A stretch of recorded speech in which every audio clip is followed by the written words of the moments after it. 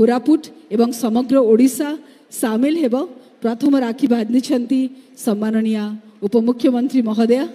ए भल पाइबा ए संपर्क आगु को आहुरी दृढ़ीभूत हो एवं राखी पूर्णिमार गम्हा पूर्णिमार ए विशेष अवसर रे राज्य सरकार आम इतिहास आम संस्कृतिर एभली भावरे मंच रे प्रदर्शन प्रमाणित करुछि।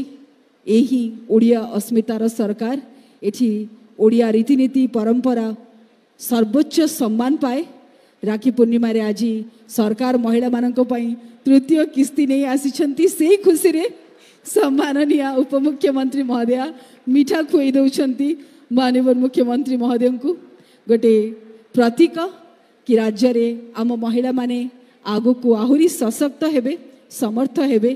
तांको संगरे महिला शिशु विकास विभाग सदा सर्वदा रहिबो एवं सुभद्रा योजना माध्यम रे आमे तांको प्रोत्साहित करिबारे केबे हेळा करिबु नाही।